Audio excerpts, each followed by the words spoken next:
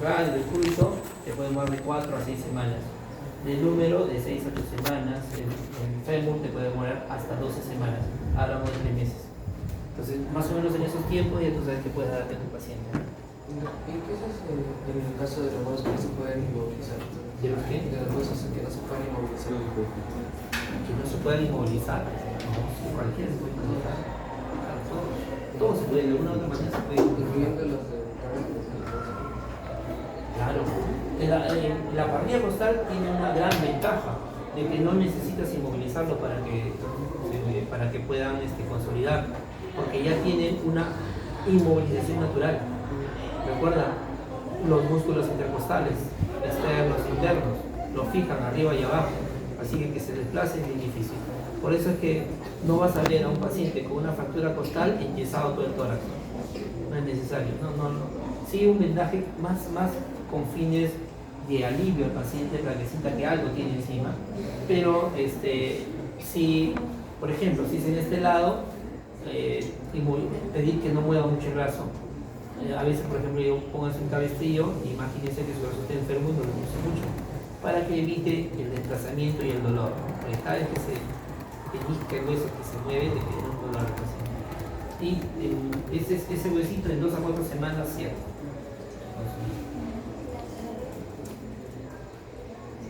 La homologación de eucalipto, esto ya lo hemos hecho en la práctica hoy día, así que ustedes lo conocen perfectamente. Entonces decíamos que cuál es el esqueleto, no solamente sostén, no solamente soporte, no solamente es estructura, sino también es una fuente de calcio y de fosfato, principalmente de calcio. ¿Alguien sabe para qué nos sirve el fosfato? Para neutralización. Claro, actúa como una sustancia buffer, ¿no? Gracias a esto es que podemos, claro, no es una respuesta grandiosa, porque los principales reguladores de pH son el pulmón y el riñón, ¿verdad? El riñón a través del carbonato y el pulmón a través de la respiración por CO2. Pero esto ayuda. Componentes de hueso, vean ustedes las células que contienen, o los componentes, la estructura, la función estructural y la función metabólica. Interesante, vean estas dos para un poco fijar el concepto anterior también en la clase pasada. El colágeno tipo 1, que es parte de la matriz orgánica del hueso, esta es la que genera una estructura, un almacenamiento de calcio y fósforo. Si bien la matriz inorgánica es la que contiene el fosfato y la que contiene el calcio, esta matriz inorgánica no podría estar en el hueso si no fuese por la matriz orgánica, si no fuese por el colágeno.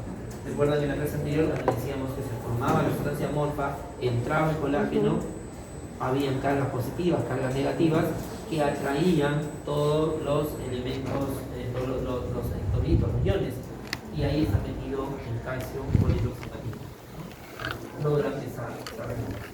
Y el osteocito también tiene una función de sensor mecánico. El osteocito reconoce cuando se está debilitando y cuando no se está debilitando. Por eso es que participa en la regulación. Se ha hablado hoy día, por ejemplo, se ha hablado mucho de la paratormona, de la vitamina D, pero recuerden que existe el factor de crecimiento fibroelástico que también regula la formación a nivel renal o la captación de calcio y la reducción de la vitamina D. Todos han visto cómo es que la vitamina D sube con la paratormona, pero la vitamina D también puede bajar si es que hay mucha. Y uno de los que interviene en esa regulación es el factor de crecimiento fibroelástico 23 que lo produce el osteocito, esta regulación. Entonces, solo para que fijemos el concepto nada más, vean ustedes el osteoclasto en la resorción y el osteoclasto en la formación. El osteoclasto hace la cavidad, se lleva todo lo malo y el osteoblasto lo termina por rellenar, por formar nuevamente. Cuando hablamos de homeostasis del calcio tenemos que tener claro qué cosa es la homeostasis, o sea, qué busca la homeostasis. Y lo que busca es básicamente mantener un equilibrio en las concentraciones de calcio en la sangre. Esas concentraciones de calcio deben estar en un rango que va de 8.8 a 10.4. Este rango no es absoluto, o como todo en medicina no es absoluto. Usted va a encontrar bibliografía que diga 8.5 a 10, otro que va a decir 8.6 a 10.4, 10.6. ¿Por qué hay esa variación? Porque cada valor normal está en función con el método de análisis y con el reactivo que usamos. Hay laboratorios que utilizan determinado método y determinado reactivo, y cada reactivo y cada método tiene lo que llaman ellos una prueba testigo. Es decir, cuando se va a utilizar un reactivo, se hace una corrida con una prueba testigo, y esta prueba testigo me va a dar los rangos de normalidad para esta prueba. Entonces, cada vez que yo haga una prueba con estos reactivos, debo comparar el resultado con este rango de normalidad. Lo que no es correcto es comparar el resultado de esta prueba con el resultado de otro laboratorio que usa otro método u otro reactivo. Ahí cometo el error. Por eso es que todos los laboratorios están obligados a colocar al lado del resultado los valores referenciales. No es para que el médico flagee, copie el valor porque no se acuerda, sino que los métodos varían.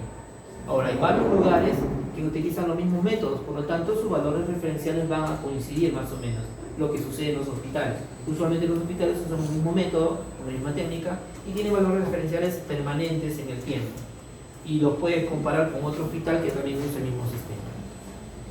Entonces, de esta concentración de calcio en el cuerpo, recordar que más o menos la mitad está ionizado. ¿Y por qué es importante conocer lo ionizado? Porque lo ionizado es lo que tiene actividad. El calcio no anda solo en la sangre, necesita un Uber que lo transporte, y su Uber es la lúmina. Y la lúmina, al captar este calcio, lo desioniza. Eso significa que ese calcio no es activo. ¿Qué pasa si hay una desnutrición proteica?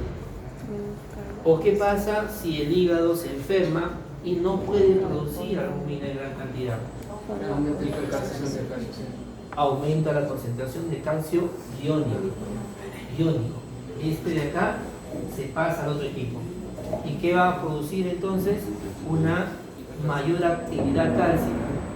Y esto va, si bien vas a mantener el calcio plasmático, porque el total no ha aumentado, la fracción ionizada va a aumentar.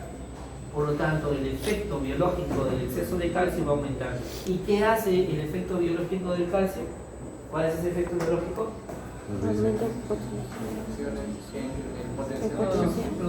Tiene que ver con el potencial de membrana, ¿verdad? ¿Cómo actúa? Mantenimiento. Produce anorexia también una hipercalcemia. Calcio no era La fase uno. hipercalcemia. ¿Ya? Pero es un fenómeno netamente eléctrico.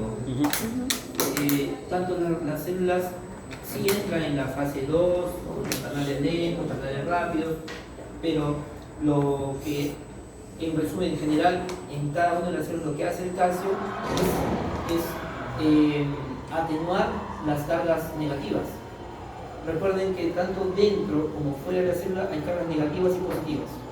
Y la diferencia de cargas es lo que le da el voltaje a la membrana. Pero ¿ustedes creen que si afuera es positivo y adentro es negativo, es porque afuera solamente hay positivos y afuera solamente hay negativos? No, afuera y adentro hay positivos y negativos, pero la suma total me da positividad, la suma total me da negatividad. ¿Qué pasa si en esta zona me está dando negatividad y yo traigo más moléculas positivas? La negatividad lo voy a bajar o lo voy a neutralizar. Al bajar la neutralidad, ese potencial de membrana cambia. Se puede hacer más sensible. Con menos estímulo puede activarse, puede excitarse. Eso es lo que pasa con el calcio. Por eso que el calcio iónico es el activo. El calcio con el más 2. Entre el calcio más 2 se mete allí, hace que el umbral baje y sea más sensible al estímulo. Y por eso hay la tetania, la hipercontractividad y todo eso. Pregunta de examen de uno de los cursos anteriores.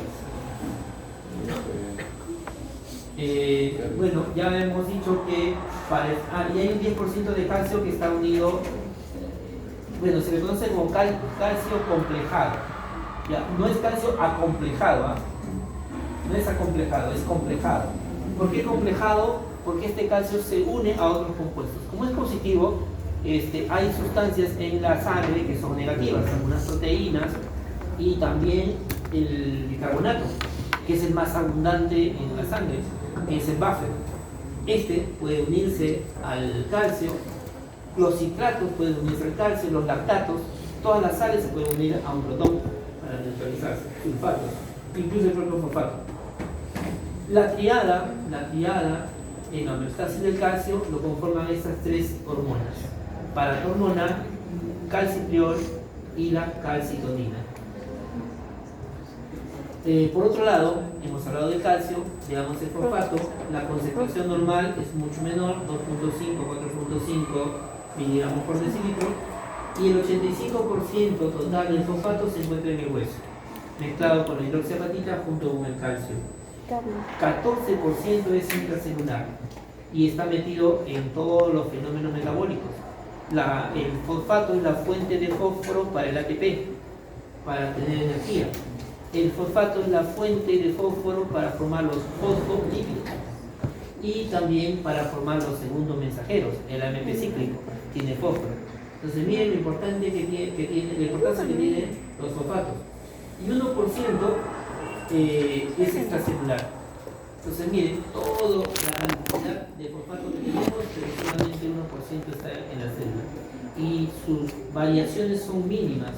Hay una buena regulación, vamos a ver más adelante de esto, y la regulación está dada por estos tres: paratormona, el FGF, lo que decía, el factor de crecimiento fibroblástico 23 y la vitamina D. La PTH baja el fósforo inorgánico, es decir, el fósforo plasmático baja la concentración en plasma, lo que significa que en el riñón aumenta su secreción, o sea, provoca fosfaturia. Entonces, decir que la PTH es fosfatúrica es equivalente a decir que la PTH produce hipofosfatemia. ¿Está bien? Juego de palabras, pero lo interesante en los exámenes, todos caen ahí. ¿Está bien? ¿Quedó claro? La PTH va a disminuir el fósforo en la sangre, en el plasma. Por lo tanto, provoca una hipofosfatemia. Pero también, para lograr esto, aumenta el fósforo en la orina. Por lo tanto, es hiperfosfatúrica. El resultado es el mismo, pero son dos palabras distintas. Claro, ¿no? Sí, ya no viene. Los órganos reguladores, en este caso, intestino, riñón y hueso. ¿Tiene algún parecido con el calcio? Está por ahí, ¿no? Mira, hueso, intestino, riñón, prácticamente los mismos órganos que participan. Solamente que en el calcio, por participar la paratormona, participa la tiroides, ¿no? Este es un esquema donde vemos cómo el total de calcio y fósforo que ingresa al cuerpo, lo que ingresa y lo que sale, y cómo se intercambia a nivel celular. Los órganos principales, miren: intestino, que es el responsable de la absorción; el hueso, que es el intercambiador, el que almacena pero también dona cuando necesita el cuerpo calcio; y el riñón, que regula la concentración eliminando lo que pudiera faltar. Acá, para llamar la atención en este fenómeno de intercambio, el hueso recibe pero también da calcio, me refiero, ¿no? Recibe, y a nivel de los tejidos hay un intercambio permanentemente entre el tejido propio y el extracelular. ¿Y a qué tejidos nos estaríamos refiriendo principalmente? No sería hueso, ¿no? Porque el hueso es el que está donando. ¿Quién es el que más se beneficia con el calcio en el cuerpo? El músculo.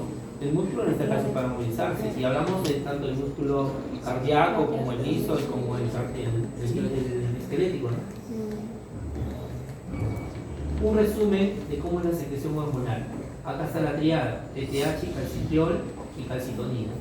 Vean ustedes cómo PTH aumenta calcio, bota fósforo; el calcitriol se concentra más en el calcio, la calcitonina disminuye el calcio, mientras que el FGF 23 lleva a una hipofosfatemia, ¿no? Llega a bajar el calcio. Entonces, en ese sentido, tanto la PTH como la FGF tienen el mismo efecto: reducen el fosfato en la sangre. El mecanismo es distinto. En este caso, la FGF23 lo que hace es disminuir la alfa-hidroxilasa y aumenta la 24-hidroxilasa. ¿Qué cosa es la 24-hidroxilasa?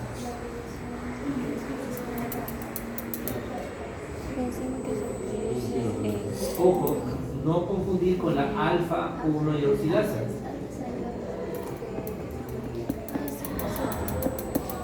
Miren, la 1-alfa-hidroxilasa lo que hace es hidroxilar la vitamina D para convertirla en 1,25.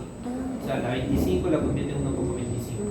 Y por lo tanto, transforma la vitamina D en su forma activa. Lo que hace la 24-hidroxilasa es coger la vitamina D3 y transformarla en 25-hidroxilasa D3. 25-hidroxilasa D3. ¿Eso qué significa entonces? Que la inactiva. Entonces, la 24-hidroxilasa inactiva la vitamina D. Es una forma de controlar a la hidroxilasa. Si hay mucha hidroxilasa por efecto de la paratormona, va a haber bastante vitamina D. Y la vitamina D la inhibo con esto. Y eso es lo que hace el osteocito. Por eso decíamos que el osteocito tiene una función de sensor mecánico. Cuando ve que el hueso está sometido a mucho estrés, necesita fijar más calcio o repararse más veces, entonces va a informar esa condición para que se den todos los mecanismos que invitan a esta producción. Hay un mecanismo. Por ejemplo, en la práctica del día hablábamos del adenoma, ¿verdad? El adenoma paratiroideo. Este adenoma que hacía secretaba de una manera desordenada y descontrolada para la hormona. Este fenómeno lo realiza de dos maneras.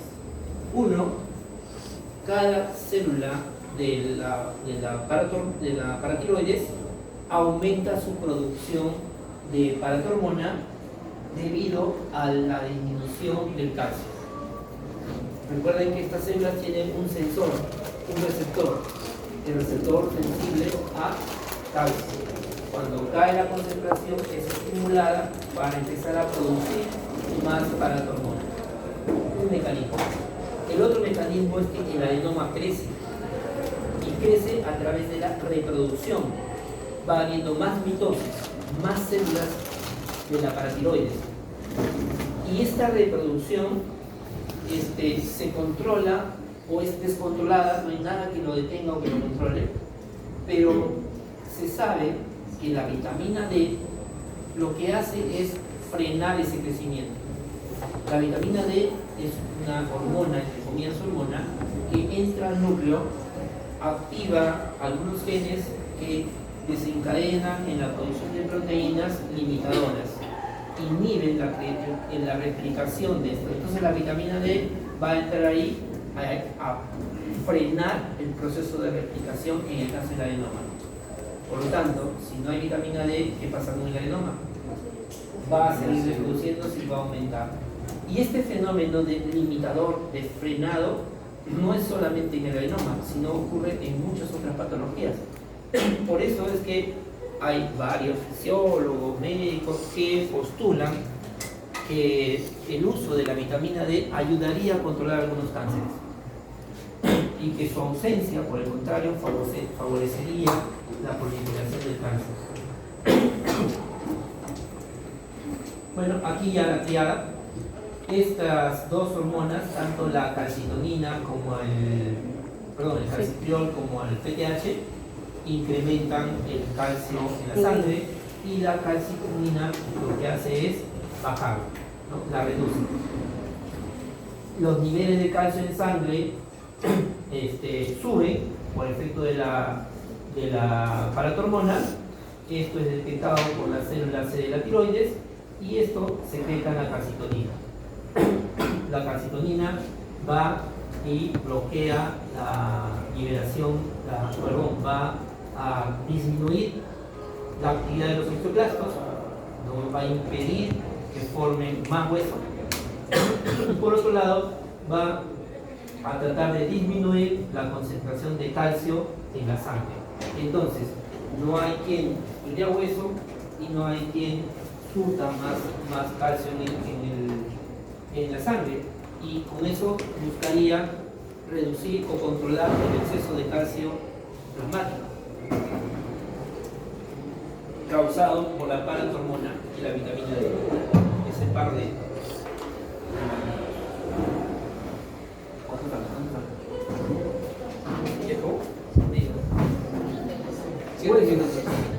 Homeostasis calcio-resumida. El calcitriol, ¿qué hace? Resorción de calcio, absorción de calcio y resorción de calcio. En esos dos niveles actúa. Resorción y absorción. Aumenta la resorción de calcio en el esqueleto y aumenta la absorción en el intestino. Calcitriol o vitamina D. Y a nivel de riñón, la reabsorción. Ese calcio que se filtró lo va a reabsorber. Los mecanismos están ligados a acá a la proteína,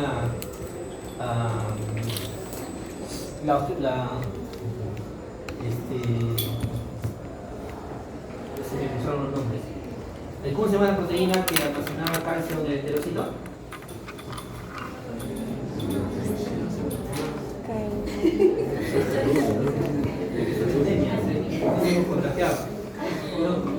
Calvindina, la calvindina, es la carbonidina,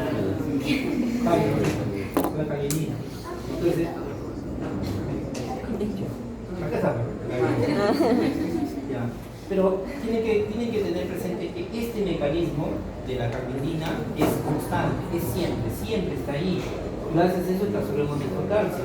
Y la calvindina termina siendo una especie de regulador.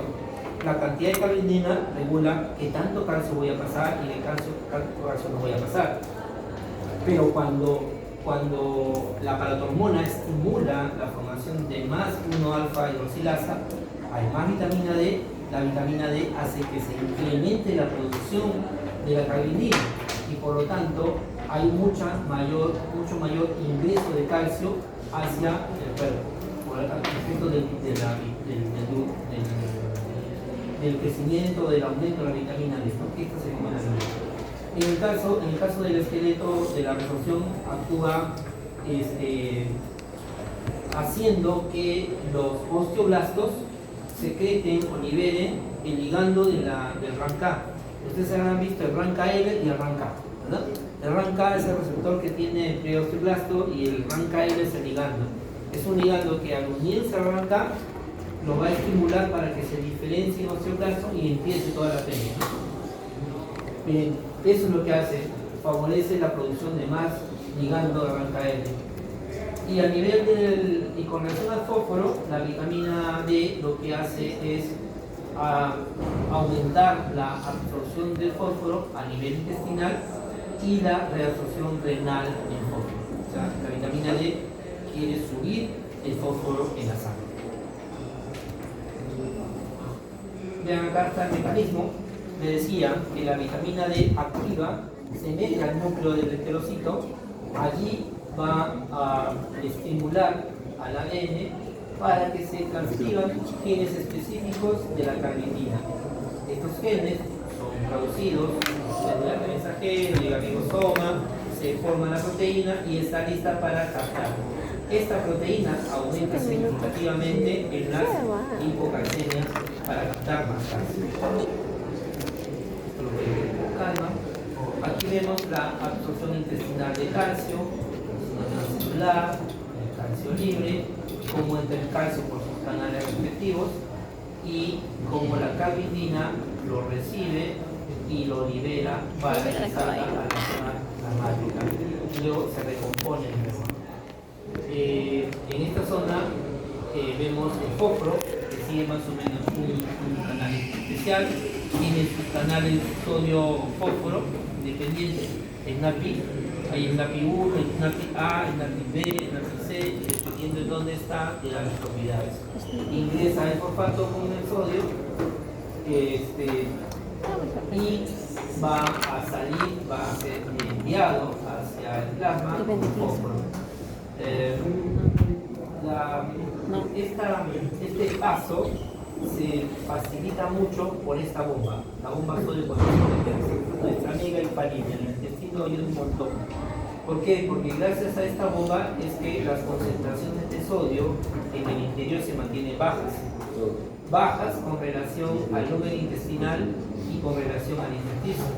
Entonces, este sodio puede pasar por difusión, por gradiente electrostático, gradiente de concentración, pasa. Y eso genera una gradiente electrostática que ayuda a que el fósforo ingrese, ¿no? O sea, le sale gratis el azúcar, por correr el carro del sodio y se mete al... La calcitonina tiene dos mecanismos de acción, inhibe el osteoclasto y estimula al osteoblasto. ¿Cuánto tiempo pasa para que inhibe el osteoclasto después de administrar o de secretarse la calcitonina? 15 minutos. 15 minutos, o sea, es rápido, frena mucho más rápido. Mira, la paratormona se pasa una semana para llevar el calcio, viene la calcitonina y un ratito frena todo. Es potente, ¿no? Rápida, ¿no? Y más o menos en ese tiempo te paraliza la actividad del 70% de osteoclastos. Controla muy bien la resorción. Y por otro lado, una hora después de que se secrete, empieza a aumentar el número de osteoblastos para que hagan depósito de matriz nueva, de calcificación de nueva. Y de esa manera ayuda a la reparación. La paratormona, y ustedes conocen sus mecanismos, se fija a los receptores de los osteoblastos, o sea, arranca secretando el RANKL, o sea, el ligando. Y esto hace que el osteoclasto madure o se active y termina generando la resorción ósea. Y también a nivel de riñón aumenta o disminuye las pérdidas de calcio en la orina en una sección de un túbulo. El calcio, ¿dónde se reabsorbe? ¿En qué parte de la nefrona se reabsorbe el calcio? ¿Solo proximal? También distal, no se olvide, proximal y distal. ¿Pero por qué hablamos más de proximal? Porque es la zona sensible de la vitamina D y a la paratormona. Ahí es donde trabajan ellos. Entonces, ahí es donde logran controlar mejor. Recuerden que sí. Entonces, la parte de la nefrona que es dependiente de hormonas el contenido distal. Entonces, ¿dónde se forma la 1-alfa-hidroxilasa? En el proximal. Si dañas el proximal, chao, ya no tienes nada. No tienes nada. Entonces, hablamos del proximal porque ahí es digamos, el blanco de la paratormona para la síntesis de una alfa-hidroxilasa. Ahora, bueno, a nivel del riñón va a promover esta síntesis final del calcitriol con la alfa-hidroxilasa justamente, aumentando la producción de vitamina D activa. Y por otro lado, en el osteoblasto va a evitar que este osteoblasto secrete sustancias a la matriz, es decir, que forme nueva matriz, porque no le conviene que siga formando matriz cuando yo la estoy destruyendo. Entonces tiene el efecto contrario a lo que tendría la calcitonina, ¿no? La calcitonina estimula el osteoblasto para que ponga matriz, para que repare. Este lo inhibe. Un detalle importante, aquí terminamos. Este detalle importante. Miren ustedes cómo se mueve la tasa de secreción de PTH con relación a la concentración de calcio. Miren, la secreción de PTH es alta a estas concentraciones de calcio. Es decir, decíamos que lo normal, ¿cuánto era? Hasta 10.4, ¿verdad? 10.4. O sea, hasta aquí. Esta sería la concentración de calcio que me estaría llevando a una alteración en la concentración. Miren esta curva, comparen esta curva con esta otra. ¿qué conclusión sacarían mirando esta curva? Tomando en cuenta tasa de secreción y calcio plasmático.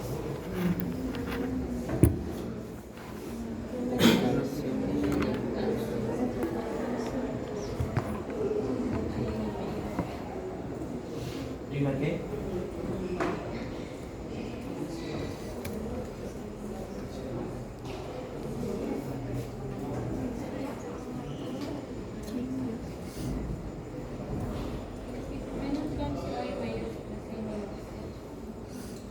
A mayor calcio hay menor secreción de PTH. No, sería mejor dicho. Aquí es que si PTH fácilmente casi te retiran sangre. Y a mayor Esto es lo que hemos venido diciendo, mayor ¿no? vitamina. ¿Qué pasa cuando hay una hipocalcemia? La PTH sube, la tasa de secreción sube. ¿Qué pasa cuando hay una hipercalcemia? La tasa tiene que caer, no tengo que formar más calcio en el hueso. ¿Y qué pasa con la curva azul?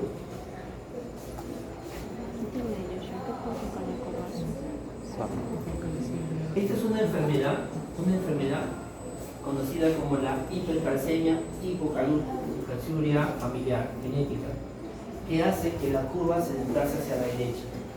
¿Qué ocurre en esta enfermedad? A concentraciones normales de calcio hay una alta secreción de PTH. Hay una alta concentración. Entonces este paciente está constantemente descalcificando. Entonces tiene que haber una muy alta cantidad de calcio para que baje la tasa de secreción. Entonces, si nosotros nos topásemos con este paciente y no supiéramos nada, le hacemos un dosaje de calcio y vamos a encontrar un calcio mucho más alto, 14, 15 de calcio. Y vamos a pensar que está en una hipercalciuria o una hipercalcemia. Y eso nos pone en peligro al paciente, ¿no es cierto? Va a ser atonía, va a ser respiratorio, todos los músculos se van a dormir y nos va a asustar. Pero el paciente está normal, está bien frente a nosotros. ¿Y eso por qué? Porque su PTH no responde igual. No responde igual. Al contrario, el PTH ha bajado y está para él, entonces es valores normales. Listo. Estos son figuritas y ustedes lo van a ver. ¿Cómo se está? Lo que decía, no viene los primeros y se planta ahí a empezar a comer, es su lagunita. ¿Qué lo ayuda? Estas proteínas, las integrinas. Las integrinas son las que actúan como unas especies de ventosas. Son como las cadeninas de las células. ¿Se acuerdan? Las células se unen a un queratinocito y a otro y ahí se esperan. Una vez que recogen el antígeno, se separan y avanzan igualito. O como estas máquinas retroexcavadoras que antes de empezar a retroexcavar ponen unas palancas y plantan la pieza y publican igualito. Es igual lo mismo, aquí están las proteínas que se están uniendo y el calcio interior. ¿Qué pasa? Acá está el control del calcio y el control del plasma. ¿Tiene que ver con eso?